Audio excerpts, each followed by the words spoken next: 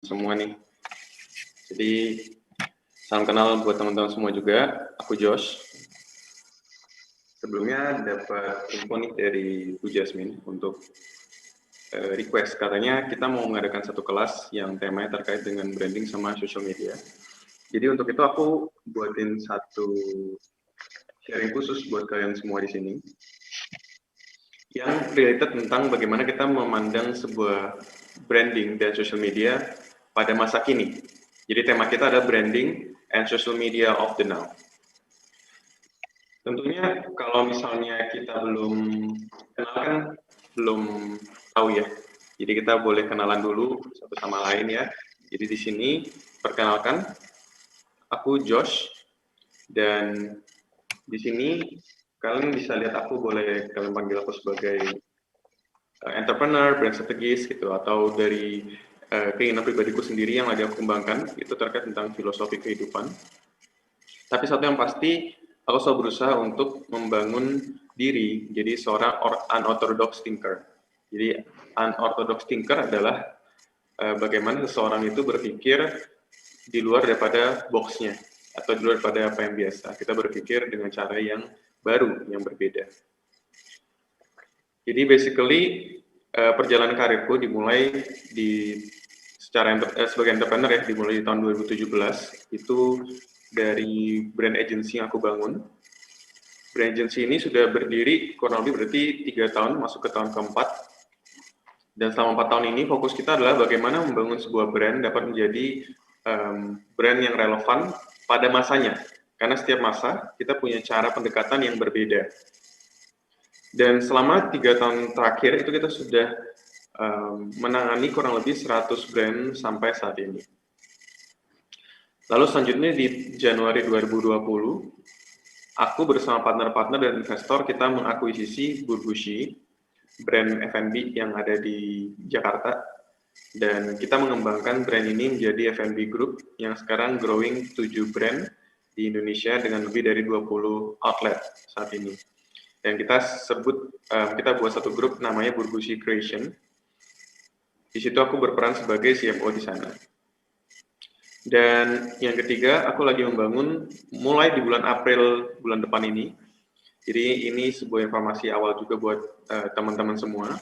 Ini aku sama partnerku lagi membangun sebuah clothing yang fokusnya adalah untuk mendukung entrepreneurs mencapai purposeful life melalui minimalism dan juga self-growth.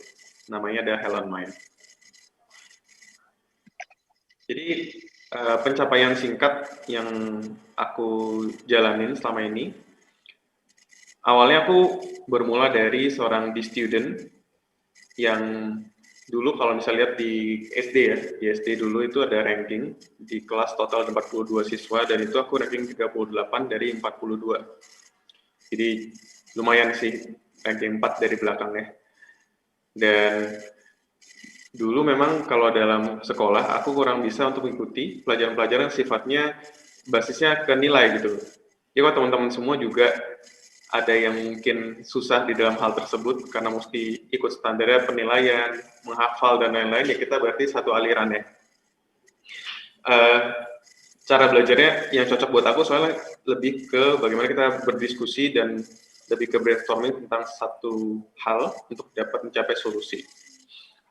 Dan setiap bisnis yang aku buat itu dimulai dari tahun 2014 itu aku dan pasangan aku kita mulai dari nol. Jadi kita cuma ada bicycle dengan harga 950.000 pada saat itu. Kita milih untuk keluar dari kenyamanan dan untuk start membuat bisnis-bisnis sampai saat ini. Gitu. Jadi karena kita pengen tahu tuh bisa nggak sih mulai dari nol? Ternyata mungkin untuk mulai sesuatu dari nol di masa saat ini gitu. Jadi kita nggak menggunakan uang dari orang tua juga. Di tahun 2020 pencapaian yang sudah tercapai 100 brand tersebut dalam 3 tahun, karena dulu aku penasaran bisa nggak sih untuk kita menembus batas sampai ke berapa banyak klien yang bisa kita handle, dan ternyata 100 brand dari skala lokal sampai nasional itu bisa kita handle. Nah, sekalipun kita nggak ada basis di brand degree, tapi kita mempelajari brand dan kita mengambil perspektif dari bisnis perspektif gitu. milestone lainnya kalian bisa lihat di tahun 2019 sampai saat ini itu aku banyak handle perusahaannya Tankop. Jadi kalau kalian tahu Bapak Hermanto Tanoko, aku bisa lihat dia sebagai mentor juga buat aku. Dan itu aku handle mulai dari Geo Society, apartemen di Panjang Jiwo, dan juga ke Tandes Propertinya, lalu lanjut ke A100, itu kondominium yang ada di Rai Gubeng ya. Lalu ada Target, Solaris Hotel, Plaza Hotel kalian mungkin tahu juga. Jadi kurang lebih ada lebih dari 10 brand yang aku juga collab bareng sama Tankop. Selanjutnya, 3 tahun aku juga udah membantu Brighton Real Estate dari rebrandingnya, market strategi, campaign mimpi jadi nyata, sampai ke pembuatan apps dia yang di versi 2.0, 3.0, dan juga engine dia yang terbaru, program yang terbaru, ada Bright Up, Bright Uni, DigiSpace gitu. Jadi Brighton ini adalah property agent, itu kita bantu handle mereka secara pusat ya, terpusat dari pusatnya ada di Surabaya ke 20 kota di Indonesia. Selanjutnya ada milestone yang lain dari F&B yang kita handle, itu grow dari 12 ke 20 outlet lebih dengan yearly growth kalau dihitung di atas 50% dari segi pendapatannya. Nah itu kita growth sampai ke 7 brand saat ini yang lagi kita kembangkan, brand-brand F&B-nya. Lalu mungkin yang tahun lalu kalian udah pernah dengar juga di Surabaya, aku dipercaya menjadi inisiator juga untuk adanya Idea Cloud 2020. Itu totalnya 6.500 attendees di 3 hari, dengan 60 pembicara, 21 kota, 2 negara, dan ini menjadi salah satu biggest entrepreneur event di Surabaya juga pada tahun itu. Persis di tanggal 15-nya pas PSBB itu adalah hari terakhir dari Idea Cloud tersebut. Oke, jadi kita langsung masuk ke agenda ya. Yang akan kita bahas di sini ada 3 hal utama, guys. Jadi yang pertama adalah tentang branding for small medium enterprise. Is it matter? Ya, apakah branding untuk small medium enterprise itu diperlukan? Atau sebenarnya kita jualan aja cukup? Yang kedua, social media content creation, trend and plan. Jadi how to engage. Dan yang terakhir, let's get into the case. Jadi di poin yang terakhir, aku akan membawakan kepada teman-teman semua 3 contoh kasus dari ratusan brand yang sudah kami handle. Mungkin dari situ bisa kalau ada pertanyaan, untuk kita langsung bisa diskusi juga.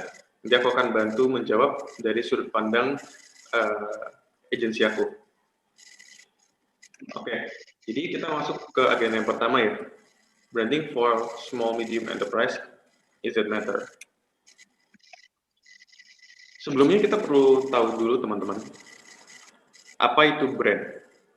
Jadi kalau teman-teman sekarang lagi melihat secara live di YouTube, teman-teman boleh tulis juga ketik di kolom komen. Menurut teman-teman, apa itu brand?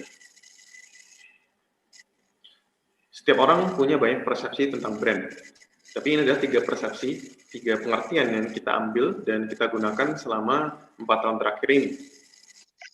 Yang pertama, brand is who you are. Jadi, brand itu bicara tentang identitas diri kita, siapa diri kita. Kita bisa melihat contoh kasus di Starbucks, bagaimana di tahun 1971, ketika pertama kali Starbucks ini mau mengekspan kafe mereka membuat sebuah konsep untuk menjadi tempat ketiga buat orang, di mana orang dapat enjoy dari home dan work, ada tempat ketiga namanya Starbucks. Nah, konsep tersebut itu adalah identitas dasarnya dia yang mau dia bawa terus. Dan kita bisa lihat ya, dari 1971 sampai sekarang, berarti perjalanannya sudah cukup panjang, 50 tahun ya. Nah, perjalanan yang cukup panjang ini, tujuan dia tuh nggak pernah berubah. Yang berubah adalah strategi dia. Dia tetap ingin menjadi tempat ketiga, dia membuat tempat yang nyaman, dia terus mengupgrade sampai seperti kita lihat ini adalah foto Starbucks Reserve yang ada di Bali ya, Dewata. Jadi dia terus mengupgrade dari sudut pandang strategi untuk dia bisa relevan. Tapi tujuan dia itu tetap sama. Nah, fokus dia itu adalah bagaimana dia cara mengembangkan dari segi strategi. Salah satunya di tahun 2014 dia mengembangkan strategi campaign Meet Me at Starbucks. Siapa buat teman-teman di sini yang kalau misalnya meeting ngomongnya atau ketemu teman hangout, ketemunya di Starbucks saja. Nah, itu adalah bentuk yang bahkan dia buat menjadi sebuah campaign gitu. Dan itu campaignnya serentak di 28 negara. Jadi kita nggak kaget kalau kita ketemu teman kita yang di Singapura atau di Hong Kong. Itu mereka juga melakukan hal yang sama. Kalau meeting di mana? Di Starbucks saja. Karena itu adalah sebuah culture yang dibangun sama Starbucks. Sampai saat ini dia punya loyalty member yang kita bisa lihat ada 13 juta orang di seluruh dunia. Jadi dengan kita tahu siapa diri kita ya, identitas diri kita sebagai sebuah brand, maka itu akan mempermudah kita untuk dapat mengembangkan strategi kita. Nah, yang kedua, brand itu tentang personal. Jadi brand itu adalah tentang pendekatan secara personal. Kita kalau kembali ke pemahaman kita dari zaman dulu ya, 2000 tahun lalu, orang dulu melihat sebuah brand itu awal mulai dari mana sih? Awal mula orang melihat sebuah brand itu adalah ketika teman-teman nih punya sapi, lalu sahabatnya punya sapi juga. Tapi sapinya ini kan mirip ya, satu sama lain. Jadi ketika sapinya mirip, teman-teman jadi bingung, ini sapi punya siapa sih sebenarnya? Nah, karena teman-teman bingung, daripada ribut, akhirnya sapi itu diberikan sebuah merek di sana, sebuah brand. Kita sebut aja sapinya Pak Budi. Jadi yang satu sapinya Pak Budi, yang satu sapinya Pak Jono. Nah, ketika mereka sudah berikan stempel di sana di badan sapi tersebut, akhirnya orang jadi mudah untuk membedakan. Ini sebenarnya brand punya siapa? Punya Pak Jono atau punya Pak Budi? Berkembang dari 2000 tahun lalu sampai ke masa kini, brand sudah berevolusi dengan begitu banyaknya brand, apalagi di masa pandemi ya. Di masa pandemi, itu pertumbuhan daripada orang-orang yang membuat bisnis online itu sangat banyak, teman-teman. Dan mungkin teman-teman di sini semua juga udah pada punya bisnis sendiri, dan itu keren. Tapi, pertanyaannya adalah, pendekatan seperti apa yang kita mesti berikan? Karena kalau semuanya sudah punya brand, akhirnya kan sama aja kayak jualan di pasar. Kalau kita ke pasar, orang jual makanan, orang jual minuman. Nah, itu semua kan bisa kita lihat ya, banyak sekali orang jualan kurang lebih akhirnya jadinya price war gitu guys. Nah, kalau biar kita nih nggak membentuk sebuah price war, yang kita perlukan adalah sebuah pendekatan yang personal. Pendekatan personal itu seperti apa sih? Kita perlu tahu tadi identitas kita siapa, ya kan? Lalu yang kedua, setelah kita tahu identitas kita, yang kita butuhkan adalah bagaimana kita bisa memberikan pendekatan secara emosional dan personal, menjawab kebutuhan daripada target market kita. Jadi, kalau target market kita itu seperti Gojek contohnya, target market dia itu semua orang sebenarnya. Tapi dia lihat, orang itu punya masalah dari segi mereka mau bekerja, tapi mereka pengen pesan makan ya kan, biasa orang pergi makan siang. Nah, sekarang dia sambil bekerja pun dia nggak perlu untuk pesan makanan, nggak perlu untuk keluar pergi beli makan. Dia cukup menekan di HP-nya satu tombol, makanan bisa datang. Nah, yang kedua, orang ketika dulu, kalau saat ini biasa kita menyetir nih, kalau nyetir kan capek di tengah jalan, bisa macet, seperti itu ya. Dengan satu klik, kita bisa tidur pada saat kita berjalan. Nah, dia menjawab kebutuhan dengan sudut pandang emosional. Pernah nggak sih kita dengar Gojek tuh ngomongnya, kita adalah super apps dengan berjuta kelebihan. Kita punya fungsional seperti ini, cara kamu ngeklik seperti ini gitu. Nah, kalau pendekatan dia arah seperti itu dari sudut pandang marketing, itu akan mempersulit untuk orang melihat dia dengan sudut pandang emosional. Karena bagaimana kita treat people, seperti itu juga dia akan melihat kita. Jadi kalau sebagai brand, kalau kita melihat mereka dengan sudut pandang emosional, menjawab kebutuhan, maka dia akan melihat kita dari sudut pandang itu juga. Yang ketiga, ketahuilah bahwa brand itu adalah game of perception ya. Jadi brand adalah sebuah permainan persepsi. Persepsi yang kita bentuk itu sangatlah penting, karena dari persepsi yang kita bentuk, itu akan memberikan sudut pandang daripada masyarakat atau target market kita kepada kita. Contoh saja, ketika Apple ini membentuk dirinya, itu menjadi sebuah perusahaan yang inovatif. Ketika mereka rilis Think Different, kita bisa melihat bagaimana Apple itu fokus on innovation, ya kan, from creativity and breakthrough perspective. Tapi kan sebuah visi atau sebuah tujuan itu butuh cara penyampaian. Nah, di sini brand berperan dengan kita membranding itu berperan dengan menunjukkan bagaimana cara kita menyampaikan hal tersebut. Sampai saat ini dengan cara Apple bermain dari game persepsinya dia sudah membentuk sebuah komunitas ya. Dan itu fokus memperlihatkan bagaimana mereka tuh bangga gitu loh pakai Apple. Tapi bayangkan kalau Apple tuh hanya datang dari sudut pandang fungsional, maka itu hasilnya akan berbeda dengan kondisi saat ini. Nah, jadi pertanyaan kembali ke yang tadi, kalau misalnya kita punya bisnis yang medium and small, butuh nggak sih branding? Jawabannya adalah every brand start small, ya kan? Semua brand besar itu mulai dari kecil. And to be big, it does not happen by coincidence. Rather, it is because of vision. Jadi untuk kita jadi besar, itu bukan karena sebuah kebetulan. Memang ada, kita bisa bilang sebuah peluang. Tapi peluang tersebut juga didukung oleh sebuah perencanaan yang matang dan sebuah visi yang jelas. Jadi setiap brand yang teman-teman buat, bisnis yang kecil, mulainya memang dari kecil, tapi visinya itu tujuannya untuk menjadi besar. Nah, branding is a way to build perception to deliver a vision. Jadi mau besar atau kecil itu nggak ada urusan. Tapi branding itu tentang bagaimana kita membentuk persepsinya untuk deliver a vision. Jadi, yes, branding does matter. Hanya, bagaimana cara kita untuk mendeliver persepsi tersebut? Tentu kan ketika kita membangun online shop, kita nggak mungkin promonya langsung pakai billboard gitu kan. Jadi cara kita untuk mendeliver itu penting. Seperti itu teman-teman. Nah, tentu pertanyaan selanjutnya dari teman-teman adalah, terus gimana caranya untuk kita bisa deliver pesan kita kepada market yang tepat? Bagaimana cara kita bisa didengar di tengah kondisi seperti ini, yang brand itu jadi makin banyak. Nah, terus gimana cara kita membangun awareness, engagement, dan menggunakan momentum di digital era? Sebenarnya, jawabannya itu hanya satu, teman-teman. Adalah untuk menjadi relevan. Nah, di agensi aku, yang aku lakukan adalah aku membuat sebuah metodologi yang disebut relevan branding. Karena relevan itu relevan di bulan ini, belum tentu relevan di bulan depan. Dengan adanya TikTok, kita bisa lihat bagaimana Clubhouse awalnya rame, lalu mungkin sekarang sudah mulai slowing down, tapi kita nggak tahu, mungkin ke depan dia bisa untuk naik lagi. Tapi sebuah tren, sebuah musim itu berubah dengan sangat cepat. Orang semakin mudah bosan. Kenapa?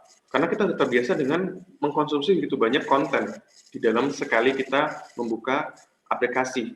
Kita membuka Instagram, kontennya banyak. Kita membuka TikTok, kontennya banyak. Dan semuanya memanjakan diri kita, sehingga kita jadi punya dopamin yang mudah untuk terisi. Tapi akhirnya kita butuh hal baru terus. Itu sebabnya cara untuk brand jadi relevan berbeda dengan masa 10 tahun lalu sama sekarang. Tapi, satu hal yang sama. Di sini ada 3 poin penting kan untuk kita membentuk sebuah brand yang relevan. Pertama, dari sudut pandang diri kita, bagaimana kita menjadi brand yang ever-changing. Ever-changing itu artinya kan perubahan ya. Jadi, kita punya satu sudut pandang yang sama, kayak contoh tadi Starbucks kan. Kita punya visi yang sama, tapi kita punya cara pendekatan yang berbeda, sehingga visi kita nggak berubah. Tapi strategi kita bisa terus berevolusi. Bukan visi kita sama strategi kita sama-sama berubah. Akhirnya kita juga nggak tahu sebenarnya brand kita mau dibawa kemana.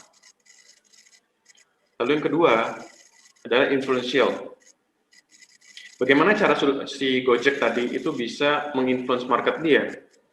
Itu adalah dengan memberikan pendekatan personal. Setiap orang, bahkan teman-teman sendiri semua dan kita termasuk aku juga, tentu punya pendekatan yang kita harapkan ketika kita menggunakan sebuah brand. Kita pengen dong brand itu punya what's in for me gitu, apa yang penting buat aku. Nah, itu adalah bagaimana brand itu perlu mendeliver hal yang influential itu. Jadi kalau kita tidak menjawab kebutuhan, maka kita nggak bisa jadi influential. Yang ketiga, ada stand out. Visual itu selalu bicara tentang poin terakhir. Kalau kita nggak pernah tahu siapa diri kita dan nggak tahu apa yang kita mau berikan, visual itu hanya menjadi hal yang indah aja.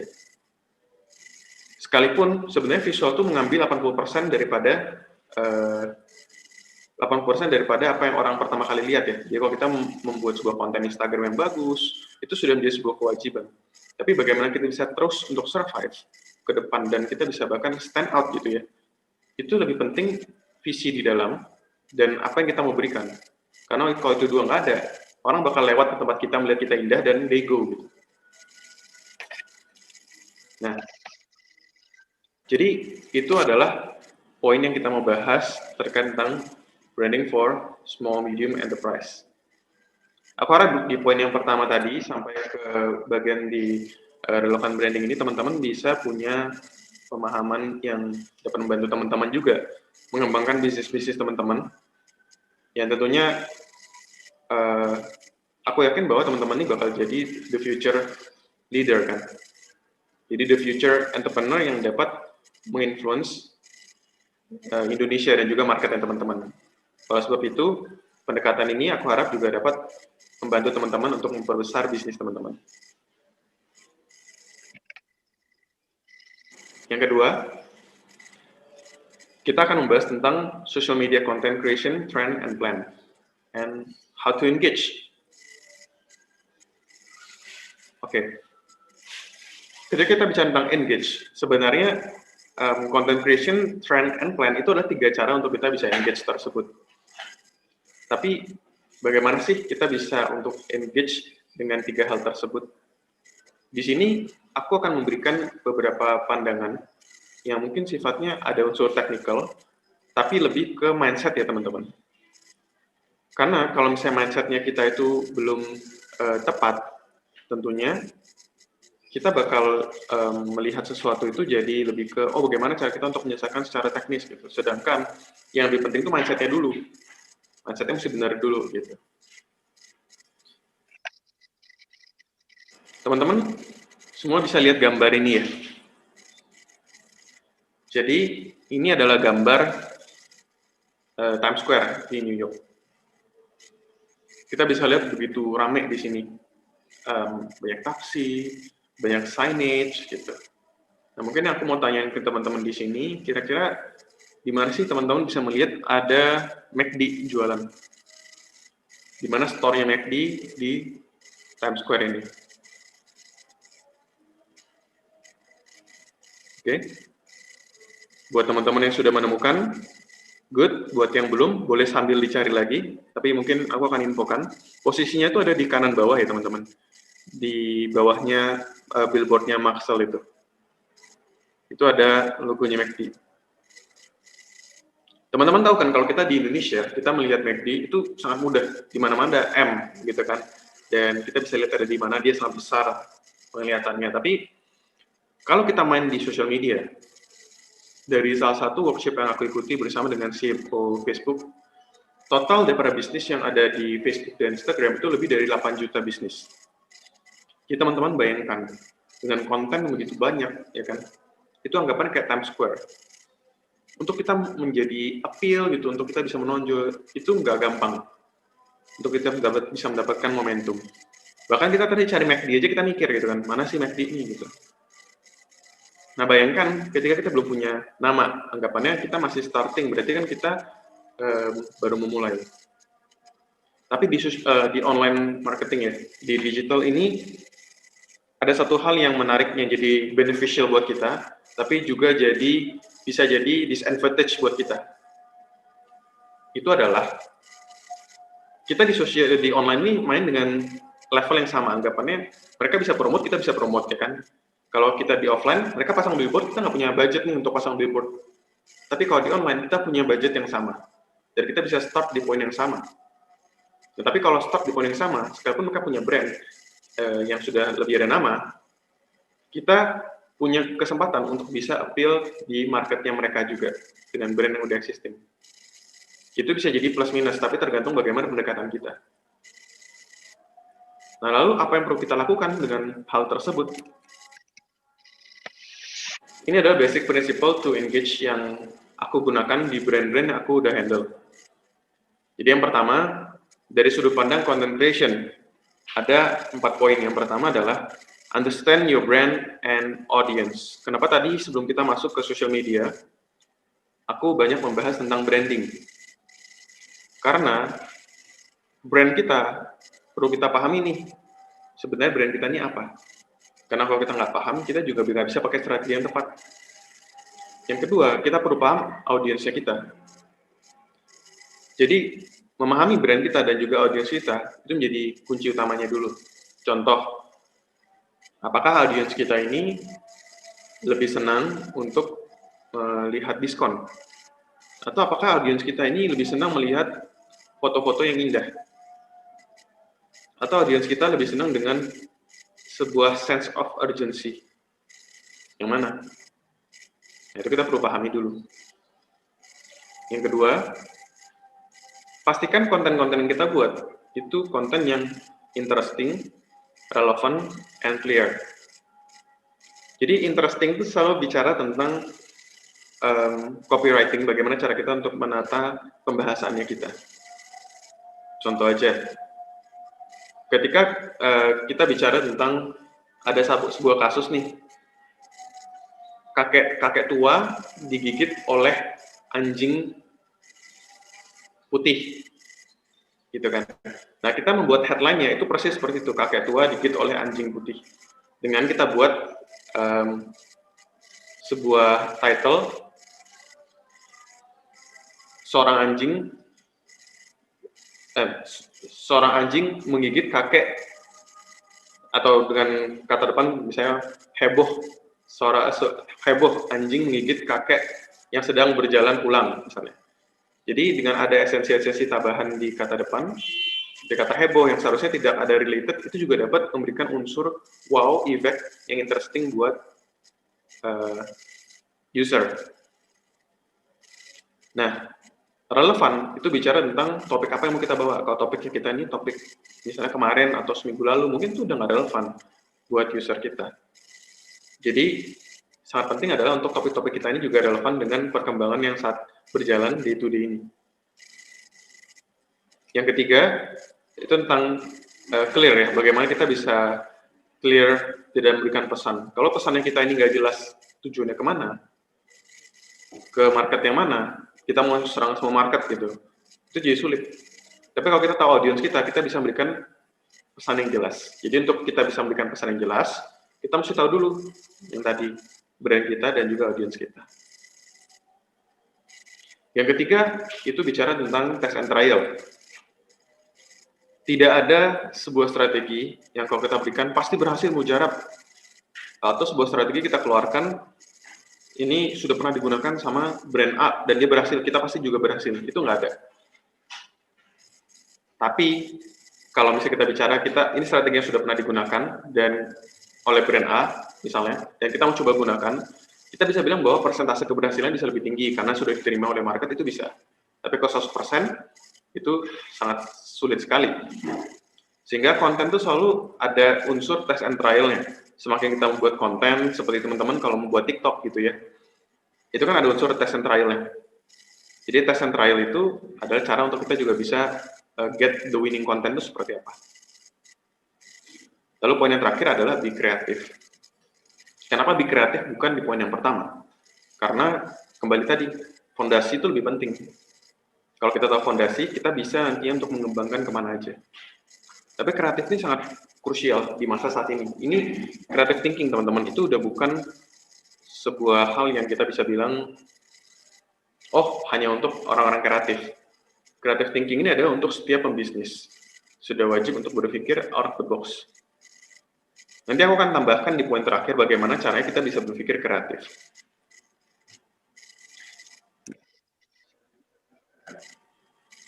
Jadi basic principle to engage yang kedua itu bicara tentang tren. Di tren ini itu kita ada 2 poin utama. Yang pertama adalah do the homework. Yang kedua be part of the FOMO. Nah, do the homework ini maksudnya apa? Jadi, tren itu selalu butuh research. Kita perlu melihat apa sih tren yang sedang berjalan. Contoh, ketika misalnya Black Lives Matter gitu kan. Kita perlu do the homework dalam arti kata kita nggak bisa ikut-ikutan tren tanpa kita tahu tren apa yang sedang berjalan. Kita perlu cari tahu nih, apakah tren ini cocok dengan brand kita.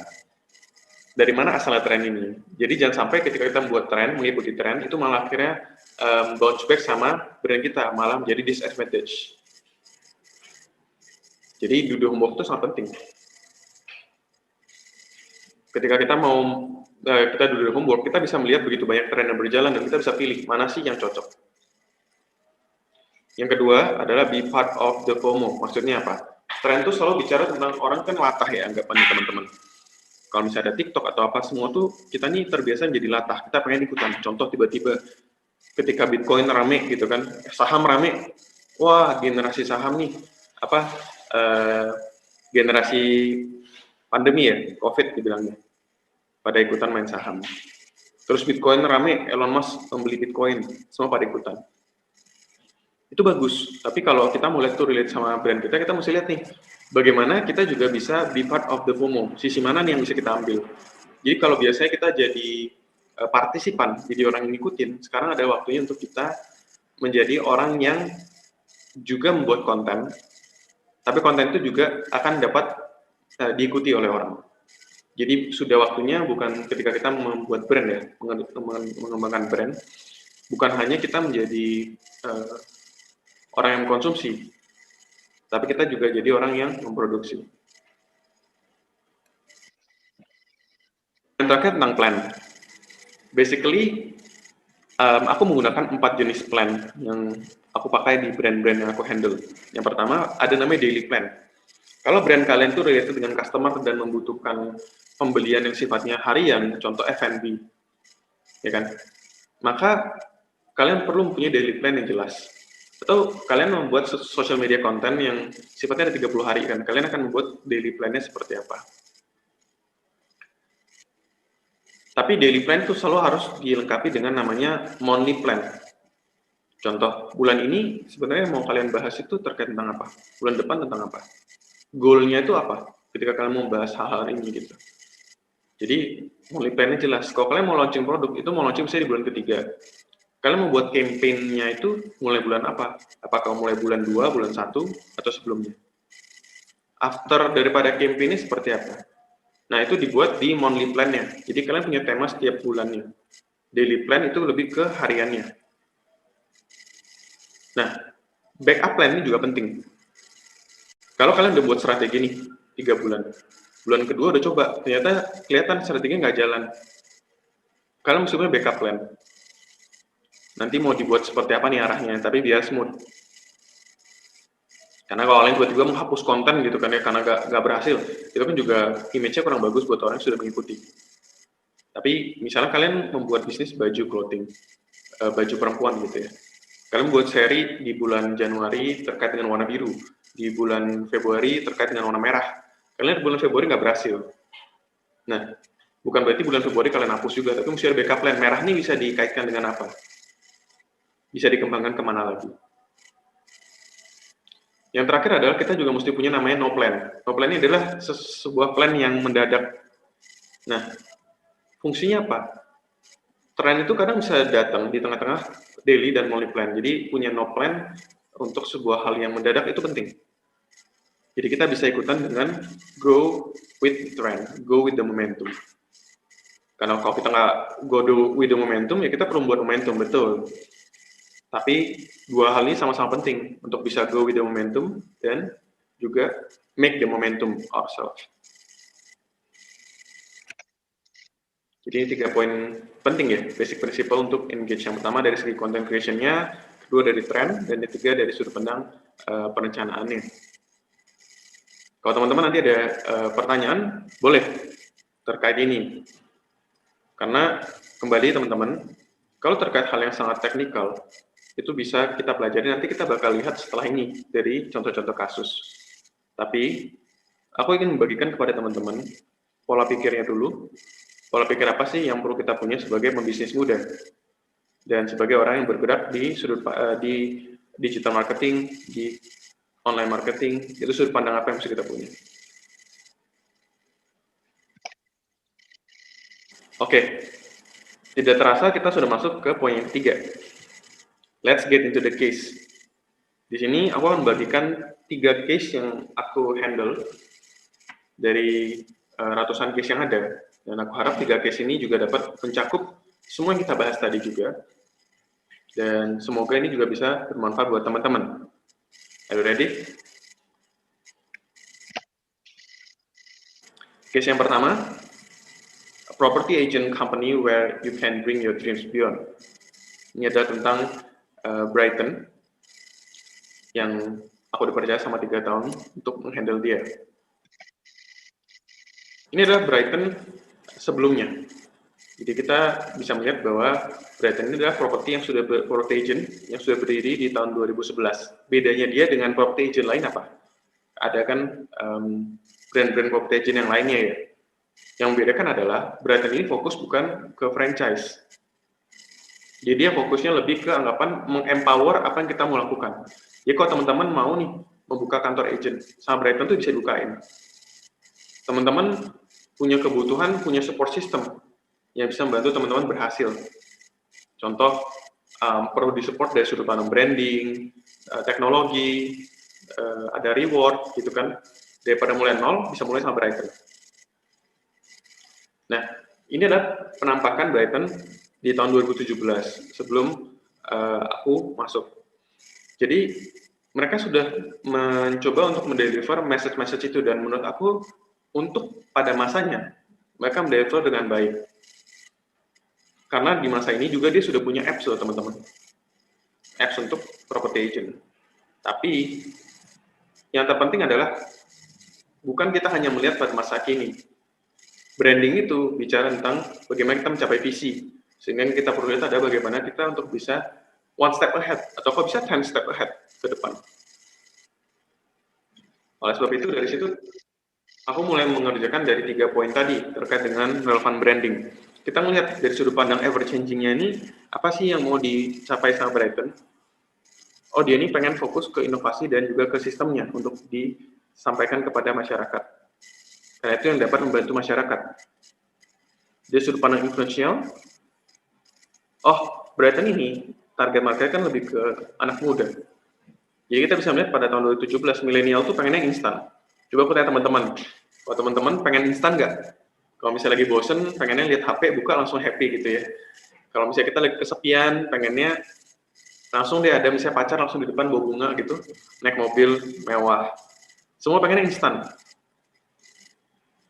Nah, di situ kita pengen memperlihatkan bahwa Brighton ini bisa membantu untuk mempercepat, 10 kali lebih cepat, mempercepat setiap daripada orang yang menjadi partner agent, itu bisa berhasil di Brighton. Tapi nggak instan, cuma lebih cepat dengan cara yang konsisten. Dari situ kita membangun sebuah tagline Bringing Dreams Beyond. Jadi kalau sebelumnya, Brighton itu tagline-nya kan One Team, One Mission. Mereka fokus ke kesatuan, which is itu bagus. Tapi karena marketnya Brighton itu ada 3, yaitu ke agent, ke pencari properti, dan juga orang yang menitipkan properti. Maka kita perlu membuat tagline emosional yang dapat mencakup 3-tiganya. Di situ lahirlah Bringing Dreams Beyond, bahwa mimpi lebih daripada mimpi, yaitu mimpi jadi kenyataan. Jadi ini adalah arsitektur daripada logo Brighton sebelumnya, dan ini adalah Brighton yang baru. Kita bisa lihat penampilan yang lebih muda, penampilan yang lebih startup-like, penampilan yang lebih dapat menjangkau market generasi muda, itu yang muncul di sini. Kenapa sih mesti ke generasi muda Brighton? Gitu. Karena guys, setiap daripada generasi yang sebenarnya membuat perputaran di dalam sebuah tren, itu mostly ada generasi muda, yaitu generasi teman-teman. Makanya kalau kita lihat generasi-generasi yang lebih tua, akhirnya mereka akan beradaptasi kepada generasi yang lebih muda. Karena perubahan itu dibuat oleh market yang generasi muda. Tapi tentu setiap daripada brand punya strategi yang berbeda. Ini aku menceritakan reason daripada strategi yang kita gunakan di Brighton. Ini rebranding launch-nya yang kita lakukan di 2017. Nah, kita melakukan perubahan itu harus menyeluruh, bukan cuma logo doang. Branding itu bicara tentang banyak aspek. Ada 5 senses yang perlu kita tangani, sehingga interior guideline itu kita buat di semua Brighton di seluruh Indonesia.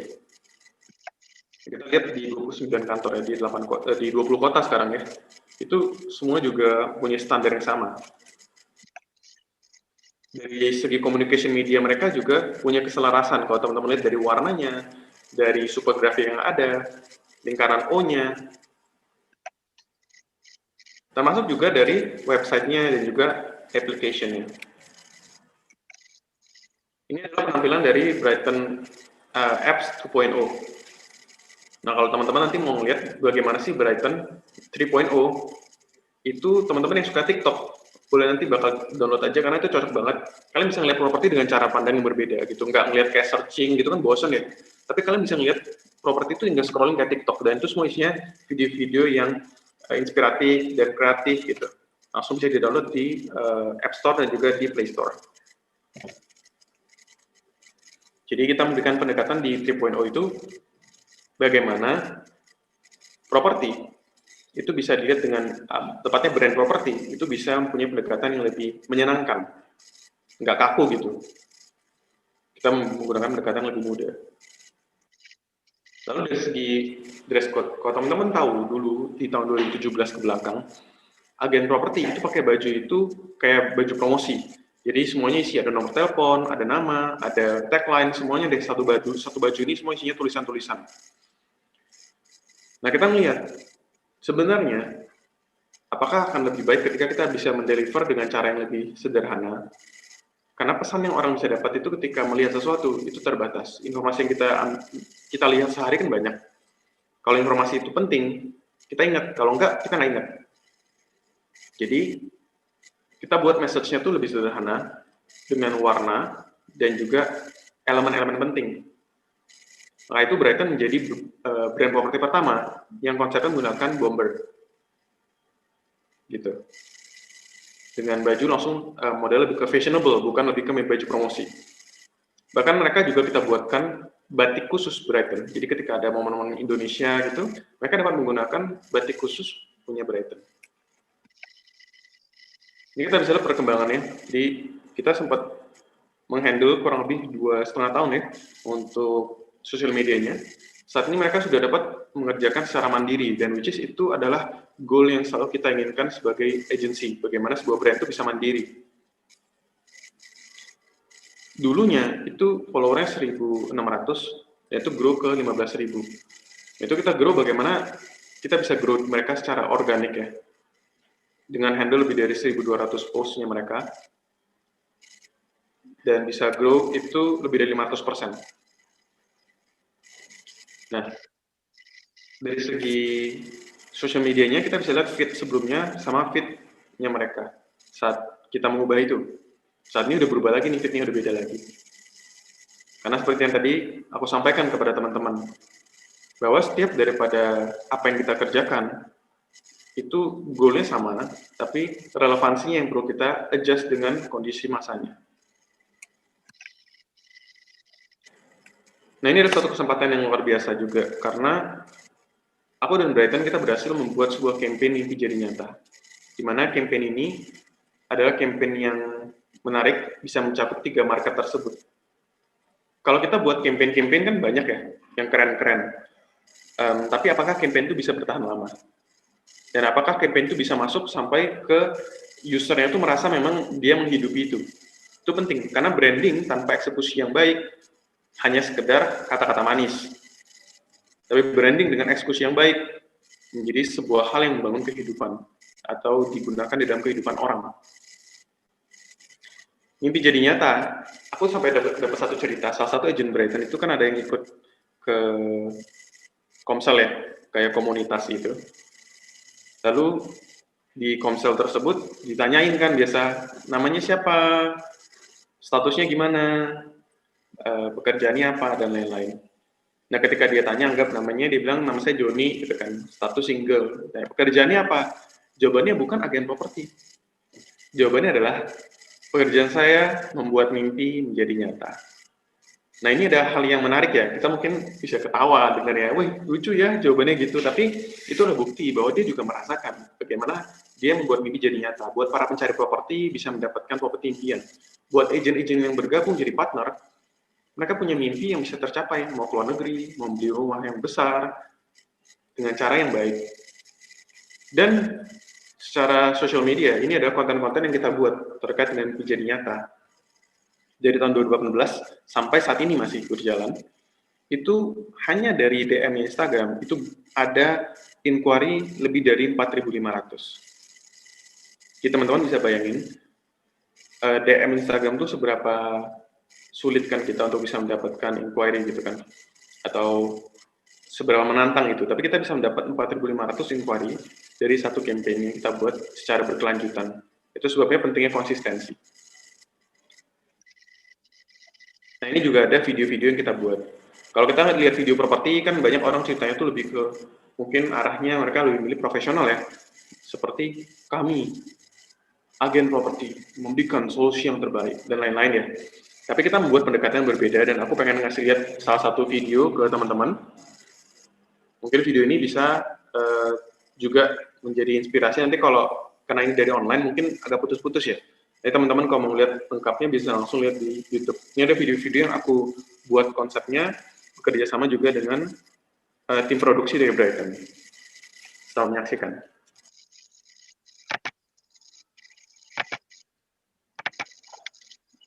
Gue punya mimpi jadi orang sukses. Jadi aja di properti. Tapi gue gak ada pengalaman properti. Tenang aja, ada training berstandar internasional. Nanti kalau franchise, sistem branding gak connect lagi. Cari yang one management system aja, jadi informasi terpusat dan brand kuat. Tapi gue mesti sendiri sih, belum kerja sama orang lagi. Partnership time, bro. Agent aja kali ya. Jangan khawatir bro, bisa dibukain kok sama partner. Mana aja begitu. Emang terpercaya? Well, ini sih isu pertama dengan sertifikasi internasional. Oke deh, gimana gue bisa capai mimpi gue? Bikin mimpi jadi nyata di Brighton. Itu tadi di langkah awal, mimpi jadi nyata versi gue. Siap bikin mimpi jadi nyata versimu? Ya, kita seperti itu ya. Jadi, kita bisa menggunakan pendekatan ya, sekalipun pada dasarnya misalnya property agent itu kesannya kaku. Kita membuat video yang lebih menyenangkan, itu juga bisa. Tergantung bagaimana cara kita untuk mengembangkan value-nya tersebut. Jadi ingat, sosial media itu nggak cuma tentang konten foto atau video, tapi kembali tentang tadi fondasi dasar daripada brand yang mau kita bawa itu apa. Nah, pendekatan secara holistik itu kemana sih? Sampai ke stiker WhatsApp, ya kan? Sampai ke pemilihan brand influencernya. Kita menggunakan Billy Simpson dan juga Vanessa Mantova pada masa itu. Sampai kita mengeluarkan sebuah single lagu, teman-teman. Kalau teman-teman buka Spotify nanti, teman-teman bisa buka lagu Ketik Mimpi Jadi Nyata. You'll be surprised kalau lagunya itu bukan tipe lagu yang seperti lagu yang corporate banget gitu. Tapi lagu itu bisa kita buat lagu yang EDM dan menyenangkan, dan relevan sampai saat ini gitu. Sekalipun ini udah 2 tahun berjalan. Ya teman-teman boleh coba untuk dengar lagunya Mimpi Jadi Nyata. Sama sekali tidak ada kata Brighton di sana. Tapi bayangin, jadi anggapan ketika kita nyetir naik mobil, kita bisa ke brainwash sama campaign Mimpi Jadi Nyatanya ini. Waktu itu aku lagi naik mobil di Jogja ya, lagi perjalanan road trip. Terus buka radio, di sana keputar ada orang request lagu Mimpi Jadi Nyata ini. Jadi karena ini lagu yang sifatnya lebih ke memotivasi, kita menggunakan masa yang tadinya bukan juga orang Brighton, itu juga ikut mempromosikan campaign-nya Brighton. Campaign Mimpi Jadi Nyata ini udah puluhan ribu hashtag kalau teman-teman lihat di Instagram. Nanti boleh cek hashtag Mimpi Jadi Nyata. Nah itu mostly, it's all about Brighton. Jadi ini adalah salah satu contoh membuat integrasi dari brand. Jadi nggak cuma tentang sosial media aja, which is sosial media penting, tapi integrasi daripada brand sampai ke eksekusi di sosial media digital itu seperti apa. Oke, kita masuk ke case yang kedua, teman-teman. Kan dari segi waktu udah tinggal sedikit, aku akan share dengan cepat. Can a roofing company give emotional message to audience as the pioneer? Jadi, Kalau teman-teman pernah lihat iklan ini di Surabaya dan Sidoarjo cukup banyak ya, namanya rooftop. Teman-teman kalau melihat perumahan di Citraland itu mostly pakai atap kanopi. Nah, model kanopi atapnya itu yang untuk mobil itu namanya rooftop, biasanya yang dipakai. Rooftop ini adalah kanopi, dia memproduksi kanopi tersebut yang disebut atap dingin yang pertama dan terpercaya sejak 2004. Which is itu luar biasa karena durasinya udah lebih dari 10 tahun ya, 15 tahun. Nah, tapi kompetitor kan makin banyak nih yang membuat model atap. Kita bisa melihat kira-kira atap kayak gini tuh bisa dibuat seperti apa sih? Apalagi kalau pendekatan lewat sosial media. Tentu teman-teman, pendekatan kita biasanya seperti apa? Kita akan membuat konten-konten yang arahnya lebih ke teknikal, fungsinya gitu. Aku setuju. Tapi bukan berarti memberikan benefit teknikal kita harus menggunakan jenis-jenis foto dan lain-lain yang juga arahnya teknikal. Karena itu akan membosankan. Kita akan jadi membandingkan sesuatu dengan cara yang teknikal. Coba berikan pendekatan yang lebih ke arah emosional. Hasilnya seperti apa? Pertama, aku akan perlihatkan bagaimana logo ini berubah. Dari logo rooftop yang ini, itu kita menggunakan brand research yang cukup panjang, sampai akhirnya menjadi logo yang baru. Logonya seperti ini. Jadi, karena atapnya itu jangka panjang, kita bisa menggunakan logo Infinity di sana untuk melihatkan unsur dingin dan juga jangka panjang tersebut. Jadi logo baru rooftop ini memperlihatkan unsur dinginnya lebih kuat, karena memang dia atap dingin. Kalau kita ada kanopi tersebut, kita berasa nggak gitu panas, dan pabrik-pabrik biasanya menggunakan atap tersebut. Nah, aku mau memperlihatkan kepada teman-teman, ini kan sudah kelihatan nih penampilan jadi lebih minimalis, jadi memperlihatkan dingin, dan kita menggunakan tagline-nya yang baru, menggunakan brand statement yang baru, itu ada inovator atap dingin UPVC. Karena mereka adalah inovatornya di atap dingin tersebut. Dengan tagline yang baru adalah solusi pasti. Jadi kalau sebelumnya tagline mereka adalah pertama percaya sejak 2004. Mungkin teman-teman bakal ngelihat itu kayak kayak brand yang ada sering di TV gitu kan. Mereka brand-brand yang biasa menggunakan statement seperti brand zaman dahulu gitu. Tapi kalau kita mau relevan, ya kita bisa menggunakan bahasa-bahasa yang lebih sederhana. Rooftop, solusi pasti. Karena 15 tahunnya itu jaminan, mereka sudah menggunakan sendiri.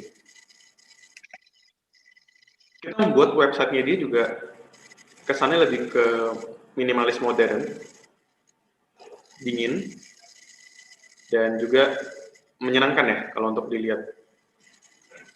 Dan message-nya yang utama aja jelas, apa yang mau dibahas. Termasuk ke mobile version-nya. Kalau teman-teman penasaran, nanti bisa langsung cek aja ke website-nya mereka. Termasuk juga di brosurnya. Jadi kita bisa melihat ternyata atap itu bisa menjadi suatu hal yang indah juga gitu loh. Kita melihatnya juga, wow, ada unsur ini atap friendly, atapnya juga elegan, tapi bukan berarti hanya untuk kelas A gitu. Tapi ternyata bisa dinikmati sama kelas-kelas yang dari kelas C sampai ke kelas A untuk melihat atap ini. Karena di dalamnya ada hal-hal teknis juga, tapi pendekatan awal di depan itu lebih ke pesan yang menunjukkan siapa rooftop ini. Ini sosial medianya, teman-teman. Jadi, kita bisa lihat ya, ternyata atap itu bisa menjadi hal yang menyenangkan, kita bisa memberikan pendekatan emosional juga di situ. Bagaimana keluarga tuh jadi betah, gitu kan? Ketika mereka sudah mempunyai atap yang dingin, karena kalau panas mereka jadi gerah. Kalau panas bawahnya emosi loh teman-teman. Tapi kalau misalnya dingin, itu menjadi lebih hangat, lebih menyenangkan, gitu, lebih damai. Itu yang kita memperlihatkan result daripada mereka menggunakan atap ini juga. Jadi tidak harus hanya portofolio yang wow, tapi juga bagaimana unsur emosionalnya itu dibangkitkan. Even ini atap. Jadi aku langsung kasih pendekatan kontras, karena tadi berarti tentang human. Aku kasih lihat kalau misalnya tentang barang itu seperti apa. Contohnya di rooftop ini. Oke. Case yang ketiga, kita langsung bahas ke makanan kekinian. Burgushi. I love burgers, he loves sushi. Are you ready? Oke. Jadi Burgushi ini adalah fusion burger restoran yang aim-nya adalah memberikan unique taste kepada everyone melalui inovasinya.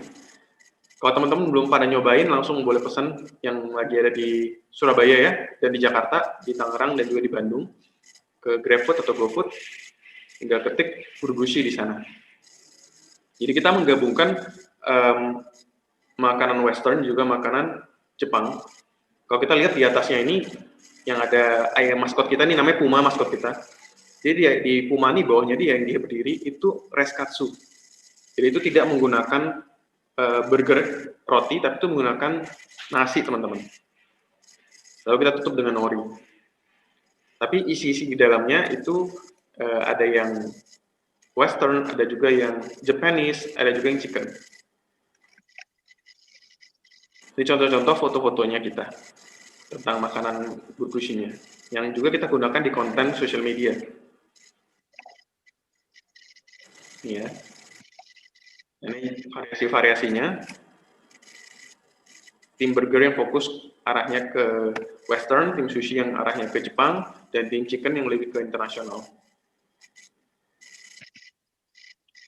Ini ketika kita featured di berbagai media, dari Net TV, Trans7, TV One, IDN Times, SWA, Prestige, Detik.com, Kumparan, RCTI Plus, macam-macam, bareng sama Meriana, Deddy Corbuzier.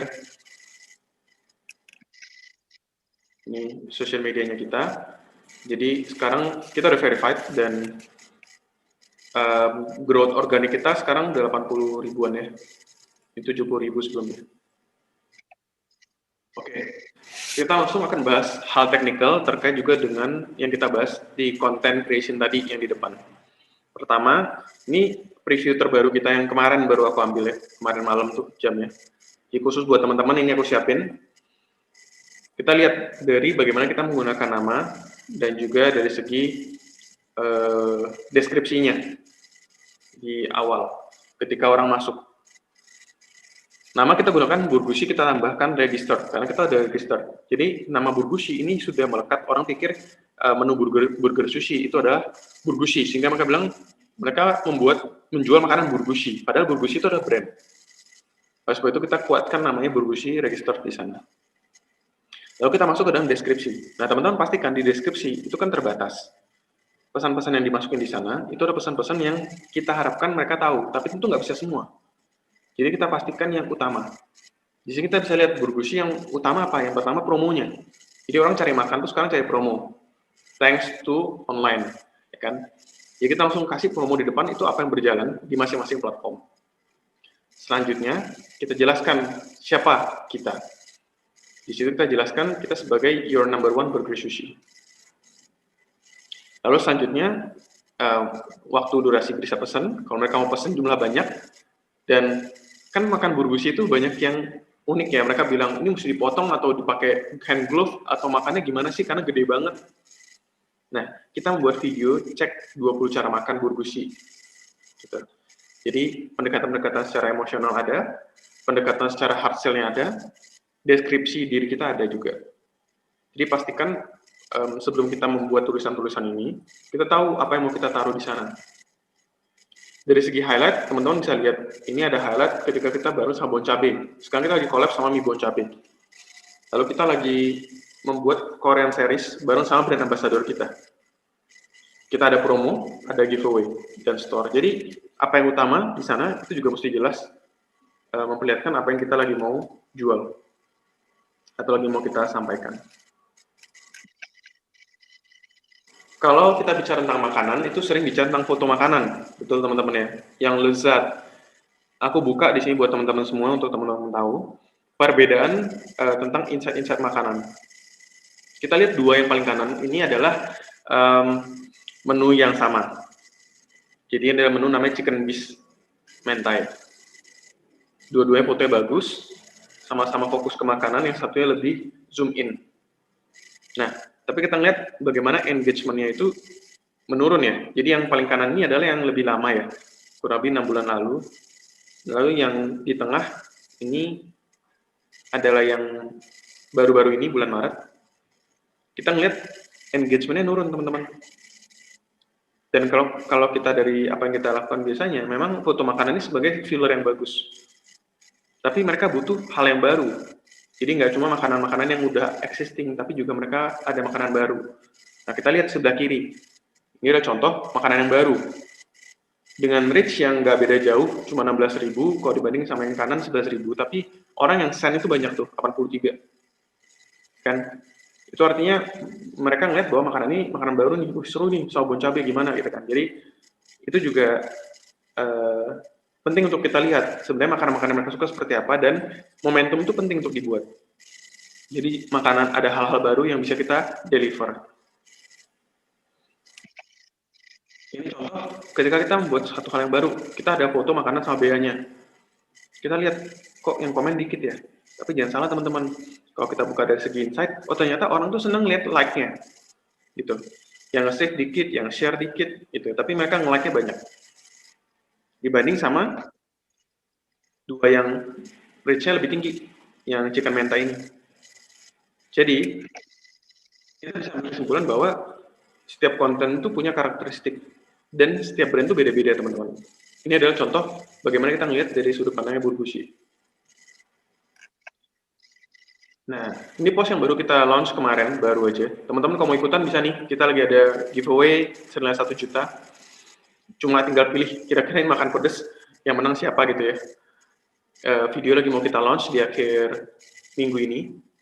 Jadi, kalau kita mau nge-launch sesuatu, dibuat dulu nih deretan momentumnya apa. Salah satunya ini, kita lagi bikin giveaway. Nah, giveaway goalnya kemana nih? Kita ngeliat, kita tahu bahwa save itu the new like, ya kan? Jadi kita goalnya adalah ketika mereka mau ikut ini, mereka perlu nge-save, mereka perlu untuk komen, gitu. Makanya di sini kita lihat komen sama save-nya tinggi gitu. Dalam satu hari aja dia goalnya udah reach 15.000 reach-nya. Dan terus growing. Hari ini aku barusan tadi pagi cek, udah mau ke 30.000 gitu. Jadi cara kita untuk bisa ngembangin konten itu juga penting. Giveaway ini hal yang sangat menyenangkan ya untuk kita bisa lakukan untuk bisa meningkatkan brand kita. Gitu. Karena algoritma Instagram sekarang follower kita 80.000 bukan berarti kita dapat 80.000 orang gitu guys. 80.000 kita bisa dapat lebih dari kurang dari 10%-nya untuk reach. Kalau itu tidak mencapai 1% dulu nih dia bakal mulai. 1%-nya dulu berapa, ntar masuk ke 2% gitu. Jadi sedikit demi sedikit. Selanjutnya, aku pengen memperlihatkan buat teman-teman. Tadi kita bahas tentang tren. Nah, gimana kalau kita mengikuti tren tapi itu nggak relevan? Hasilnya kayak gini teman-teman. Jadi sebenarnya relevan nggak? Sorry, trennya relevan, tapi tidak menjangkau marketnya kita. Kita kasih lihat nih contoh. Ketika kita menggunakan yang kiri ini adalah tren yang digunakan Spotify. Ternyata masuk ke Burbushi hasilnya so-so gitu. Yang kanan kita coba menggunakan trennya dari BTS waktu dia mau mengeluarkan lagu baru Life Goes On. Ternyata hasilnya juga so-so, sekalipun kita gunakan hashtag yang juga sudah optimal. Nah, tapi bagaimana ketika kita gunakan tren dan itu cocok dengan brand kita dan kita gunakan di momen yang tepat. Hasilnya seperti ini guys. Nih, Burger King bikin promo gimana mereka bilang suruh pesan di McD gitu kan. Nah, kita bikin promo tambahan pada saat momen dia membuat itu. Beberapa waktu. Jadi kita termasuk yang early yang membuat itu. Baru habis itu F&B lain kan pada ikutan karena merekomen F&B lain gitu. Karena kita termasuk early yang membuat, kita ngeliat reach-nya growth sampai hampir 90.000 secara organik. Yang nge-share itu mau 500. Lalu yang di tengah kita menggunakan bagaimana, kalau kalian baca komiknya Solo Leveling, bagus ya komiknya teman-teman. Nah, tapi ini kita tidak hanya dikonsumsi membaca doang, tapi kita juga bisa menggunakan trennya. Ternyata trennya, growth-nya lumayan tuh.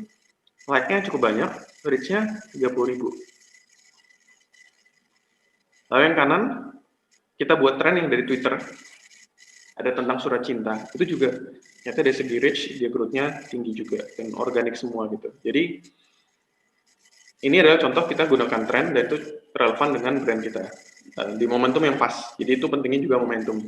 Dan pentingnya test and trial. Bukan berarti kita buat pasti berhasil kan. Teman-teman lihat yang tadi ini, reach-nya kecil, tapi ketika berhasil, langsung booming gitu. Nah, lalu understanding our brand dan audience itu bisa juga dengan menggunakan fitur di Instagram. sangat menyenangkan teman-teman masa sekarang. Kenapa? Instagram sekarang kita bisa lihat di story, di sana ada memperlihatkan dari post-post yang kita keluarkan, itu kita lihat nih, contoh kita mau target orang yang follow, itu berapa banyak sih dari postnya, kita kelihatan nih, ternyata orang-orang suka giveaway, kita bikin giveaway makan gratis setahun, yang follow itu 680 orang. Lalu kita ada bikin giveaway 1 juta, yang follow 100 orang. Kita bikin promo yang follow 170 gitu. Jadi ternyata mereka ini senang sama promo, dan mereka juga senang sama giveaway gitu, untuk membangun engagement-nya. Ternyata makanan-makanan juga pada suka, tapi ternyata nggak terlalu tinggi. Jadi dari situ kita membuat post yang kedua itu, yang chicken mentai teman-teman. Hasilnya seperti ini. Ini baru Maret tanggal 9 kemarin. Jadi kita lagi launch di Shopee Food. Teman-teman bisa lihat ya, insight-nya. Kita spend 3,5 juta untuk ini, tapi ini growth-nya langsung direct ke sales. Yang nge-save ada 1.800 ya. Dan kita bisa lihat dari follow-nya itu cukup banyak. Dan ini kalau dilihat hitung dari cost per kliknya itu kalau nggak salah sekitar 200 rupiah doang gitu. 200 rupiah sampai 300 rupiah. Jadi quite small dengan marketnya kita, dan ini langsung target gitu. Convert ke sales. Jadi ini pentingnya untuk kita melihat historical juga, untuk kita bisa membuat strategi berikutnya. Nah, ini kita waktu masuk di Grab Merchant baru-baru aja, dimana mereka juga bilang membuatnya salah satunya ada dengan membuat maskot gitu ya. Maskot itu juga bagus. Kita punya maskot ini namanya yang warna coklat Puma, yang warna putih Oishi. Kita lagi bangun keluarganya juga nih. Jadi di sini di konten yang di-recommend sama Grab Merchant itu cuma ada 2 yang di-recommend, punya Burbushi sama punyanya Bittersweet. Caranya membuat story kalau dari mereka. Nah, agenda kita udah selesai, 3-tiganya. Aku pengen nambahin satu hal sederhana buat teman-teman. Jadi tentu semuanya, mungkin teman-teman lihat, wow, kok bisa, jadi seperti ini dan lain-lain ya. Tapi aku juga yakin bahwa teman-teman, para pembisnis muda juga bisa untuk melakukannya, bahkan lebih hebat daripada aku. Karena teman-teman dapat ilmu ini di usia teman-teman. Dimana pada saat usia aku, di saat di bangku kuliah, itu belum mendapatkan ilmu seperti ini. Nah, aku akan membagikan cara untuk teman-teman bisa membangun kreatif mindset teman-teman sendiri. Yaitu lewat 4 step. Yang pertama adalah insight. Dari idea, kata idea. Yang pertama insight. Jadi kita perlu tahu nih purpose yang jelas dan memasang mindset yang tepat nih ketika kita membuat sesuatu. Jadi itu perlu jelas dulu, jangan kita membuat hanya ikut-ikutan, tapi kita punya tujuan ketika kita membuat sebuah hal, baik itu brand, social media strategi, marketing, yang terkait dengan membangun creative mindset. Yang kedua, pastikan ada pembeda. Pembeda hal yang sederhana sedikit aja, itu sudah menjadi hal yang beda. Beda itu bukan berarti harus radikal. Beda yang ke mental pun adalah hal yang beda. Yang ketiga, explore. Pastikan teman-teman tidak berkutat sama pemikiran sendiri aja, tapi juga melakukan explore. Kalau biasa kita ngeliat TikTok itu hanya untuk for fun, ini waktunya ngeliat TikTok untuk menemukan apa yang kita bisa pakai untuk bisnis kita. Dan yang terakhir, pahami algoritmnya. Aku di sini nggak share tentang algoritma, kenapa? Karena algoritma tentang cara bermain bisnis kan, cara bermain di platform masing-masing. Instagram, Facebook, YouTube, TikTok punya cara mainnya sendiri. Aku share hari ini, bulan depan bisa berubah. Itu bisa berubah terus teman-teman. Tapi kalau aku share fondasinya, dari sini, what's inside, what's different, and how to explore, maka teman-teman bisa mengikuti perubahan algoritmnya. Tapi teman-teman sudah punya fondasi dasar bagaimana membuat creative mindset-nya. So, 3 agenda sudah selesai. Aku harap ini juga dapat membantu teman-teman semua, dan thank you. Sekian dari aku. Aku kembalikan ke Jasmine ya.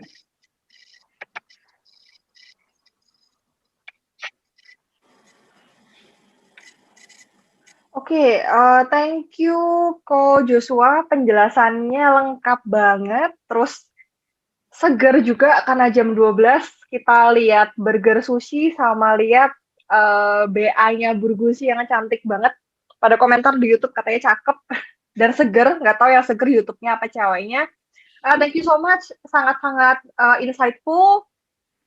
Kita masuk ke Q&A session. Di sini ada pertanyaan dari Ahmad Abdullah. Ini dia bertanya, gimana menurut Joshua tentang adanya e-commerce saat ini? Gimana sih cara memperkenalkan branding kita yang kecil? Mungkin kalau saya rephrase, Ahmad ini menanyakan integrasi antara e-commerce marketing sama social media marketing. Sedangkan masih kecil kan ya bisnisnya. Gitu.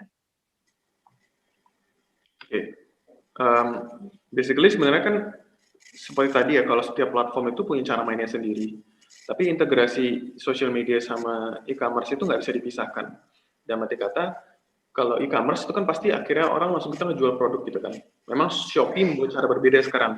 Kalau kita masuk ke Shopee, sekarang mereka memperlihatkannya adalah di sana ada kayak live-nya, ada seperti social media-nya lah gitu. Tapi tetap belum bisa benar-benar menggantikan social media. Kalau kita menggunakan pendekatan emosional, social media itu jadi pintu utama untuk menarik orang masuk ke e-commerce-nya.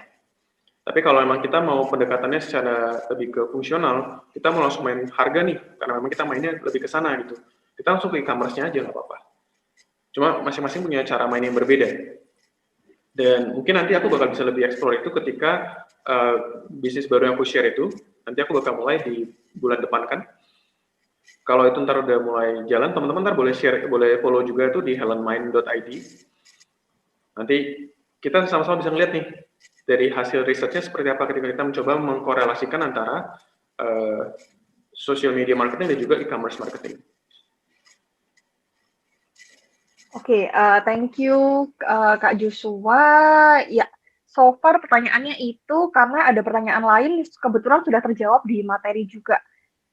Oke, karena kita sudah selesai, kita sudah masuk di penghujung acara hari ini, kita ucapkan apresiasi, terima kasih dari kami, para dosen digital marketing semester 4, dan dari mahasiswa digital marketing semester 4, saya thank you untuk Ko Joshua sudah meluangkan waktu hari ini, dan berbagi ilmu pengalamannya dari kita.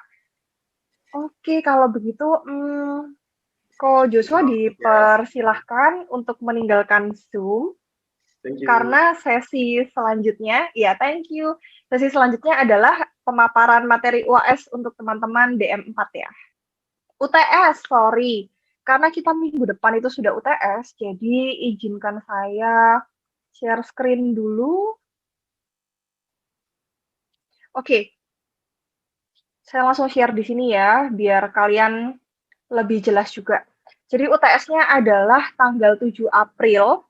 Teman-teman, jamnya diperhatikan 10.50 sampai 13.20. Submission-nya hanya di 7 April 10.50 sampai 13.20. UTS-nya berupa take home test. Dan teman-teman diminta membuat 30 days social media planning untuk social media mitra bisnis yang sudah teman-teman pilih kemarin. Jadi silahkan dibuat 30 days social media planning sesuai dengan template terlampir ada di bagian bawah ini. Dan format disesuaikan dengan jenis media sosial teman-teman masing-masing. Jadi yang Facebook ya sesuai dengan Facebook, yang Instagram sesuai dengan Instagram, yang YouTube sesuai dengan YouTube. Kemudian planning tersebut disesuaikan dengan tujuan akhir dari pembuatan media sosial teman-teman. Bagi yang goalnya awareness, ya maka konten-kontennya dibuat yang memperkenalkan tentang brand, bisa raising awareness bagi teman-teman yang goalnya conversion, maka kontennya bisa dibuat lebih engaging agar ada leads yang tercipta di sana. Kemudian di dalam 30 days social media planning isinya apa aja? Yang pertama ada 1, konten dan proses pembuatan konten. Jadi 30 days social media planning itu kalian nggak harus 30 hari upload. Kalian bisa upload, kami hanya minta 10 kali upload konten di Instagram atau Facebook dan 2 kali upload konten di YouTube. Sisanya berarti 20 harinya ngapain aja? Kalau yang Instagram, Facebook silahkan melakukan perencanaan. Atau kalau kalian ternyata bisa mempadatkan perencanaan di awal periode sehingga bisa lebih dari 10 kali upload konten di Instagram atau Facebook, maka akan lebih baik. Yang teman-teman YouTube juga, karena kami sadar video taking itu butuh proses yang sulit, nah kami hanya minta minimal 2 kali upload konten di YouTube. Sisanya berarti kalian bisa merencanakan proses pembuatan video dengan baik dan jangan lupa juga yang dinilai selain konten dan proses pembuatan konten adalah aktivasi dan strategi social media optimization.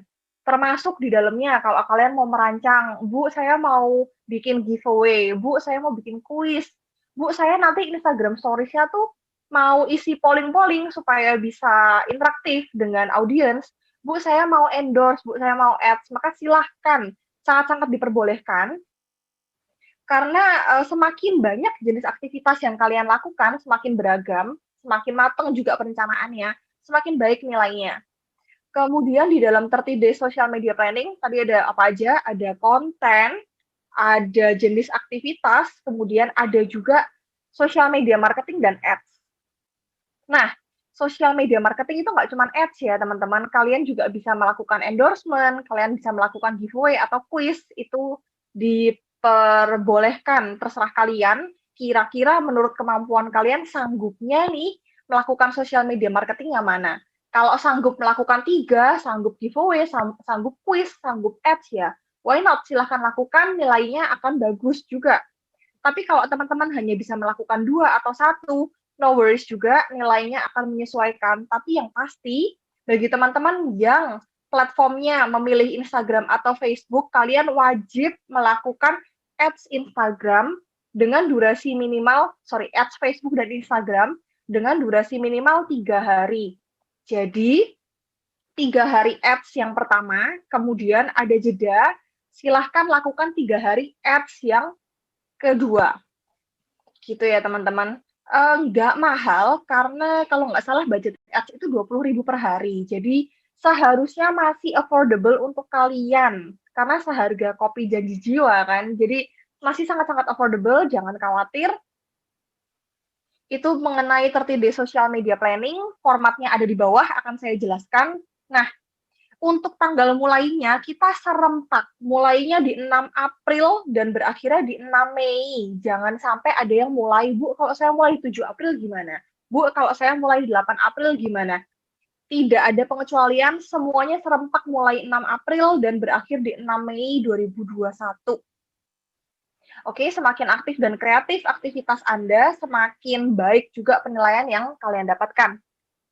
Pengumpulannya dalam bentuk soft copy, jadi di cover depan ada logo, ada nama logo UC, ada nama kalian, ada NIM kalian, ada logo usaha kalian, ada nama usaha kalian, dan username akun sosial media usaha kalian.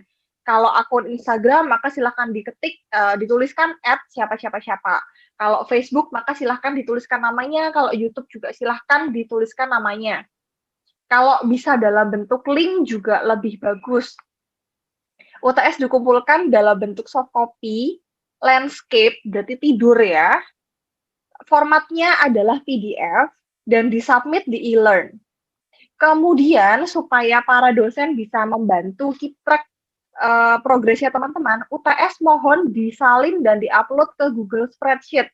Jadi, kalian kalau konsultasi nggak usah bingung membawa soft copy-nya, karena kalau sudah integrated di Google Spreadsheet dan dosen juga di-invite untuk mengedit, maka bisa di-track sewaktu-waktu oleh kalian ataupun oleh dosen, begitu.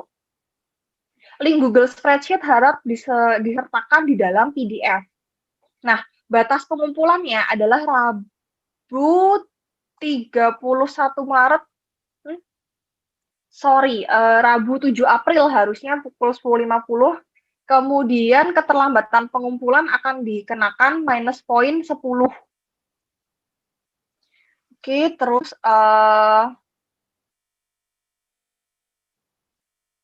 nah, ini adalah format dari 30 Day Social Media Planning. Jadi bentuknya ada kolom isi 4 ke samping, ke bawahnya menyesuaikan dengan harinya teman-teman. Jadi silahkan ditulis platformnya Instagram, Facebook, atau YouTube, username-nya @siapa, kemudian di kolom paling kiri ada tanggal, 6 April mulainya kan, kemudian selanjutnya 7 April, 8 April, dan seterusnya sampai 30 Day Social Media Planning berakhir. Hari ke-nya juga ditulis, 6 April maka dia hari pertama, 7 April maka hari kedua, dan seterusnya. Kemudian kolom ketiga adalah aktivitas yang kalian lakukan. Misalnya di hari pertama kalian berencana memperbaiki bio Instagram. Nah, detailnya silahkan dituliskan di sampingnya. Bio Instagram yang diperbaiki apa aja? Oh, menambahkan alamat outlet. Oh, menghubungkan IG bisnis dengan GrabFood bisnis, misalnya ada. Kemudian hari kedua kalian rencananya adalah membuat guideline desain di Instagram. Kalian mau menentukan mau pakai font apa aja nanti di desainnya. Warnanya akan apa aja. Nah, itu juga bisa disertakan.